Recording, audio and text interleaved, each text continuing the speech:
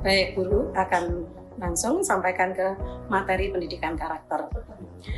Penguatan pendidikan moral atau moral education atau pendidikan karakter education dalam konteks sekarang sangat relevan untuk mengatasi krisis moral yang sedang melanda di negara kita.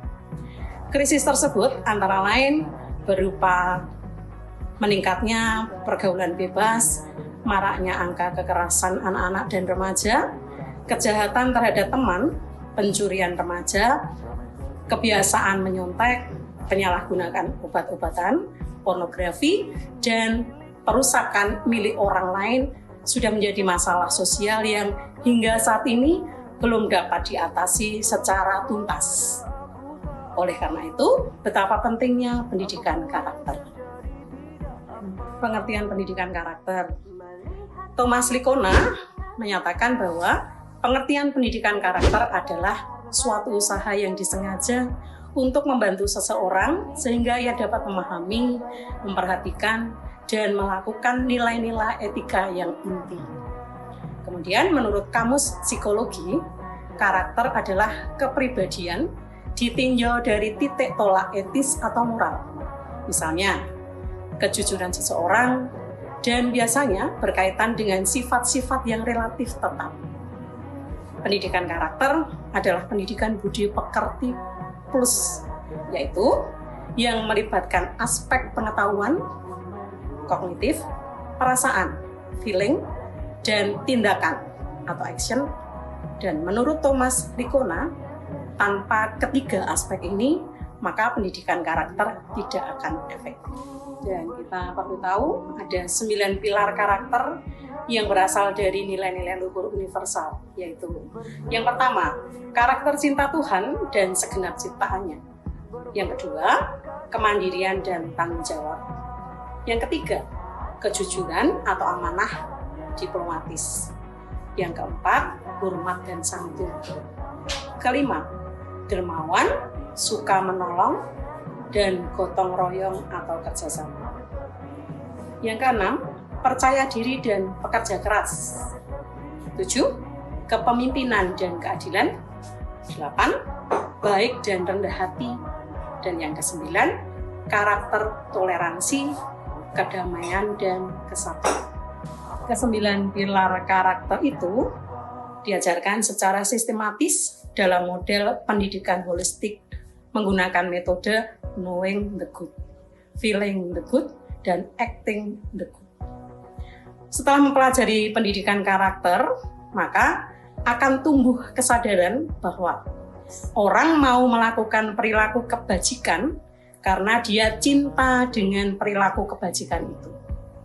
Setelah terbiasa melakukan kebajikan, maka acting the good itu berubah menjadi kebiasaan atau habit. Maka dari itu, dasar pendidikan karakter ini sebaiknya diterapkan sejak usia kanak-kanak atau biasa disebut para ahli psikologi sebagai usia emas atau golden age. Karena usia ini terbukti sangat menentukan kemampuan anak dalam mengembangkan potensinya. Contohnya apa? Pembiasaan sholat, mengaji sejak kecil atau sejak usia dini.